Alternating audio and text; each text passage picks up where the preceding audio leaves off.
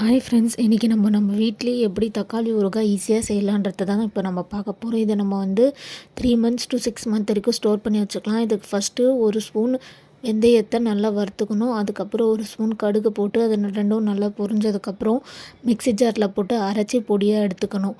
அதுக்கப்புறம் ஒரு பெரிய கடாய் வச்சு அதில் கொஞ்சம் எண்ணெய் ஊற்றி 20 பழுத்த தக்காளி அதில் ஆட் பண்ணி நல்லா வதக்க விடணும். அது நல்லா வதங்கினதுக்கப்புறம் அதில் 50 கிராம் புளியை ஆட் பண்ணி கொஞ்சம் நல்லா தோல் சுருங்குற அளவுக்கு நல்லா வதங்க விடணும். வதங்க விட்டதுக்கப்புறம் அதை அரைச்சி தனியாக பியூரியாக எடுத்து வச்சுக்கணும்.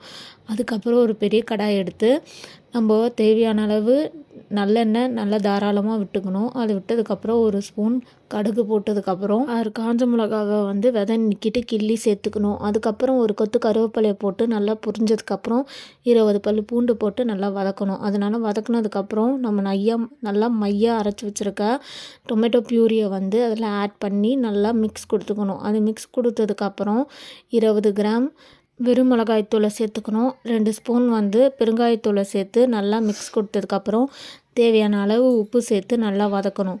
அது நல்லா சுருள வதங்குற அளவுக்கு நல்லா வதக்குனதுக்கப்புறம் நம்ம வறுத்து அரைச்சி எடுத்து வச்சுருக்க அந்த வெந்தய கடுகு பொடியை அதில் சேர்த்துக்கணும். அதில் சேர்த்து அதையும் நல்லா கலந்து விட்டு நல்லா சுருள வதங்க விடணும்.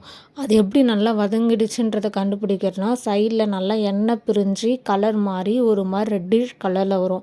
அந்த டைமில் ஒரு சின்ன கட்டி வெல்லத்தை நம்ம அதில் ஆட் பண்ணிக்கணும்.